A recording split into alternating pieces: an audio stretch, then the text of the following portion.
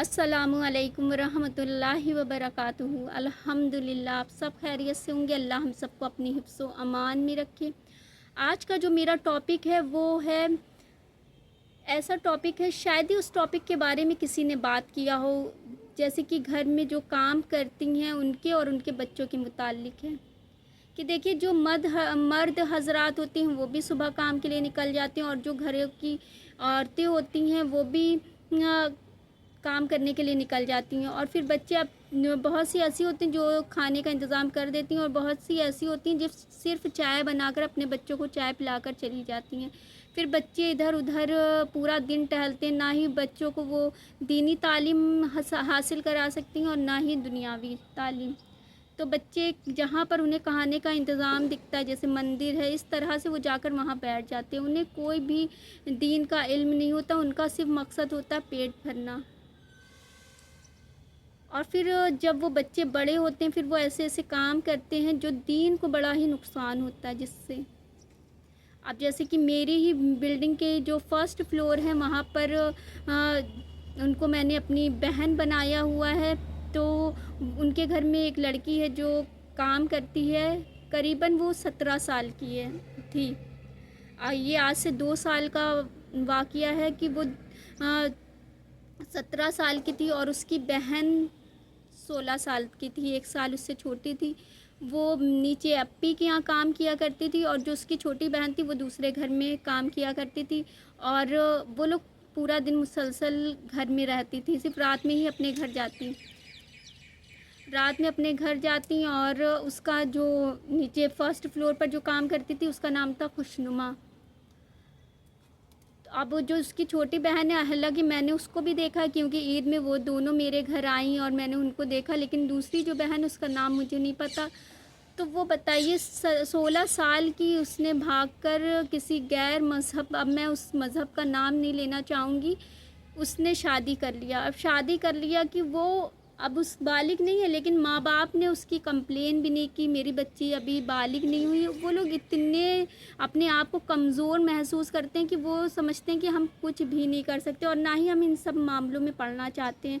हालांकि हाँ, हम लोगों ने बहुत ज़ोर दिया कि अभी बालिग नहीं है, उसके साथ कैसा क्या हो। और फिर बाद में ये पता चला कि उसके ऊपर इतनी अज़ियतें हो रही हैं वहाँ पर जहाँ पर वो शादी करके गई है। और उसने कई बार वहाँ से भागने की कोशिश भी की, लेकिन वो कोशिशें उसकी नाकाम हो जाती हैं। वो उसको पकड़ लिया जाता है और फिर उससे ज़्यादा उसको अज़ियत दी जाती है।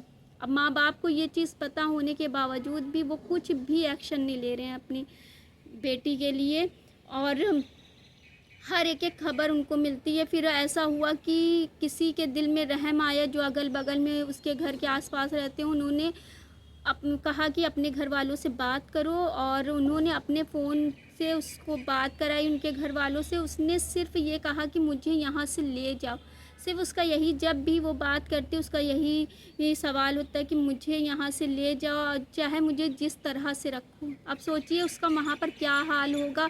कहते हैं कि इतनी अज़ियत की देवर भी उस पर बुरी नज़र रखता है, और इतनी अज़ियत में वो वहाँ पर रह रही है। कई बार उसने भागने की कोशिश की और माँ बाप से कह रही, लेकिन वो लोग उसको वहाँ पर जाकर उसके लिए कोई भी एक्शन ले सकें। इतना वो कमज़ोर, यहाँ तक कि अब जो मेरे फर्स्ट फ्लोर पर जो अप्पी हैं, जिनको मैंने अपनी बहन बनाया हुआ है, उनके शौहर नहीं हैं। तो उन्होंने कहा कि तुम लोग लेकर आ जाओ, मैं अपने घर में उसे रख लूँगी, और कुछ टाइम में मैं उसकी शादी एक मुसलमान से अच्छे इंसान से शादी करा दूँगी, ताकि उसकी ज़िंदगी अच्छे से गुज़रे। उन्होंने इतना उनको उनके पेरेंट्स को समझाया, लेकिन वो उस पर भी राज़ी नहीं हुए। कि कहते हैं कि जब राजा अपनी बेटी को, शादीशुदा बेटी को अपने घर में नहीं रख सकते, हम तो रोज़ के खाने कमाने वाले, हम कैसे अपनी बेटी को रखेंगे। बस इसी डर से वो लोग उसके लिए कोई भी एक्शन नहीं लेते। वो आज तक उस अज़ियत में रह रही है, और इतनी कम एज की लड़की, और ना उनके ऊपर कोई एक्शन हुआ कि वो लोग डर दबाव में उसको अच्छे से रखें। अगर ये लोग कोई एक्शन लें, कंप्लेन करें, तो उसकी ज़िंदगी बेहतर हो सकती है। लेकिन बस अपने आप को इतना कमज़ोर समझते हैं कि हम कर ही क्या सकते हैं। फिर थोड़े दिन के बाद ऐसा सुना कि एक लड़की की शादी लग गई है, शादी बस होने वाली थी, करीब दिन आ गए थे शादी के, तो वो भी एक गैर मज़हब लड़के के साथ भाग गई। फिर पुलिस ने उसको पकड़ा, वो पुलिस स्टेशन में बैठी, पुलिस वाले उसके घर वालों को फ़ोन कर रहे हैं कि अपनी लड़की को ले जाओ। अब वो लोग कह रहे हैं कि हम इस मामले में नहीं पड़ना चाहते, आप लोग को जो करना है वो करिए उसके साथ, और हम इस मामले में नहीं पड़ना चाहते हैं। हाँ, और मैंने और जो मेरी अप्पी हैं फर्स्ट फ्लोर पर, हम लोगों ने कहा कि हम लोग, आप लोग मेरे साथ चलिए, हम लोग खुद उस लड़की को लाएंगे और जिसके साथ आप शादी करा रहे हैं मुसलमान है, उसके साथ शादी कराइए। लेकिन वो लोगों ने इतना हम लोगों से मतलब कि रूडली बात करा कि हम लोग नहीं जाना चाहते हैं वहाँ पर, आप लोग कौन हैं। अब जब हम नहीं अपनी बेटी को लाना चाहते हैं तो आप लोग क्यों इतना हमें फोर्स कर रही हैं।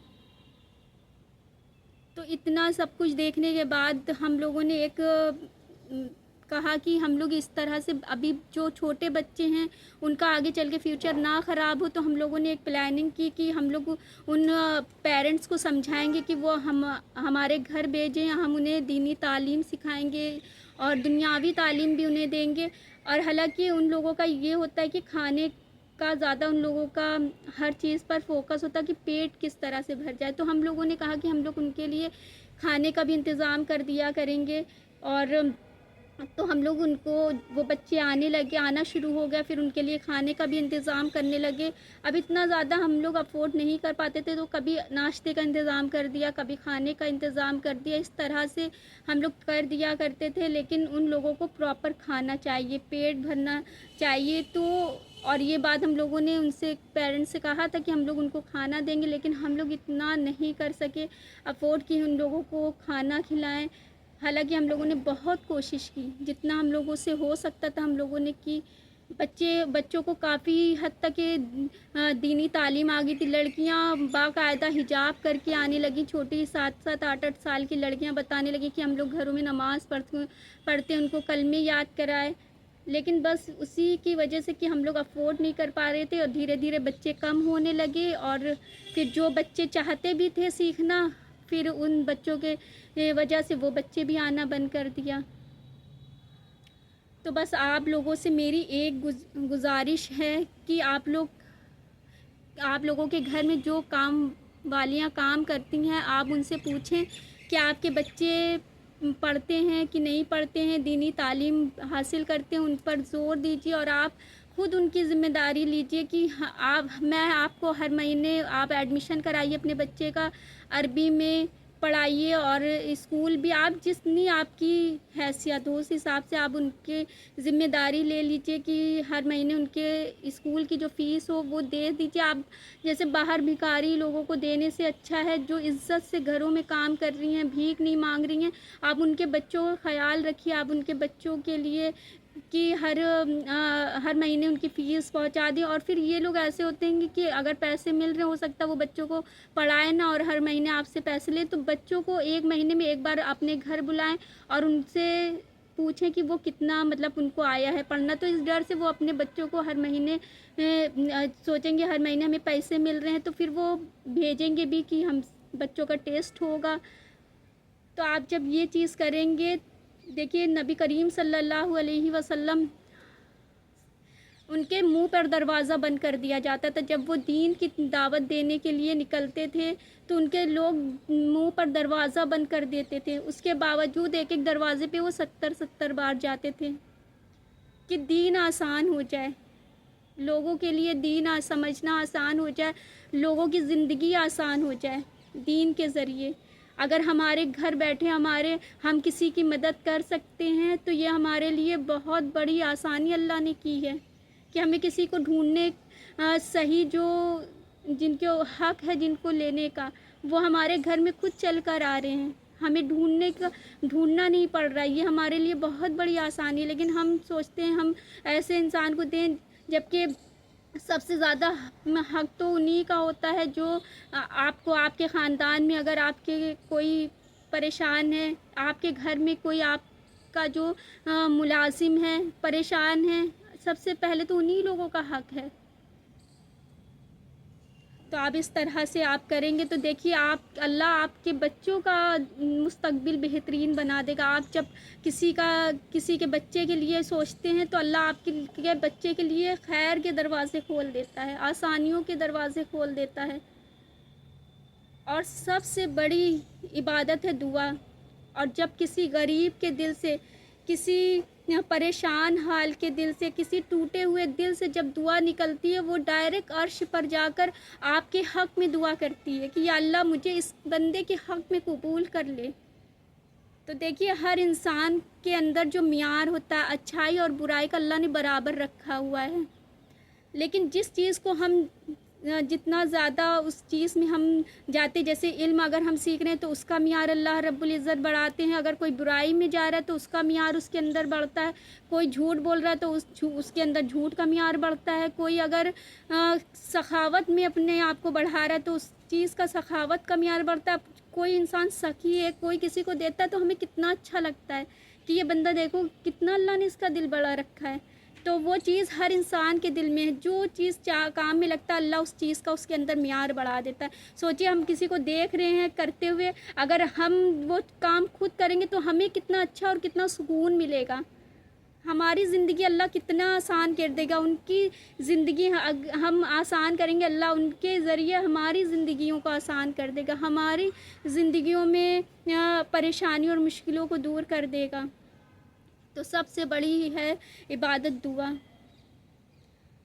اور ہو سکتا ہے بہت سے بچے چاہتے ہوں پڑھنا لیکن ان کے ماں باپ پڑھا نہیں سکتے ہیں. اور جب آپ اس طرح سے ان کی مدد کریں گے تو یہ دین کے لیے بہت اچھا ہوگا. کیونکہ جب ان نسلیں اس طرح سے چلتی چلی جاتی ہیں کہ ان کے اندر کوئی نہ دین کا علم ہے نہ ہی دنیاوی علم ہے, تو اس سے دین کی بہت خرابی ہوتی ہے. اب کوئی نیا مسلمان ہونا چاہ رہا ہے, وہ جب ایسے لوگوں کو دیکھتا ہے تو کہتا ہے کہ ان میں اور ہم میں فرق ہی کیا ہے, یہ بھی تو وہی کام کریں جو ہم لوگ کرتے ہیں.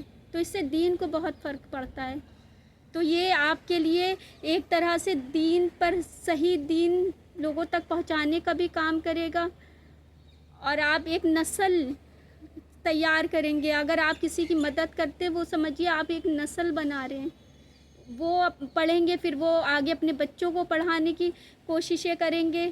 اس سے ایک نسل تیار ہوتی ہے. اور جو اللہ کو عبادت کی ضرورت نہیں ہے, ہم جو عبادت کرتے ہیں وہ ہم اپنی آسانیوں کے لیے کرتے ہیں. تو اللہ کو سب سے زیادہ جو پسند ہے وہ مخلوق کے لیے ایک جو انسان کی مدد کرتا ہے وہ اللہ کو بہت زیادہ پسند ہے. اور اس سے بڑی کوئی عبادت نہیں ہے. تو خیر کے کام کرتے رہیے اور مجھے اپنی دعاؤں میں یاد رکھیے. تو چاہتے ہیں اب آپ سے اجازت. جزاک اللہ خیر. اور امید کرتے ہیں کہ میری بات آپ لوگوں کو سمجھ آئی ہو اور ہم سب ایک دوسرے کے لیے خیر کا ذریعہ بن جائیں. جزاک اللہ خیر.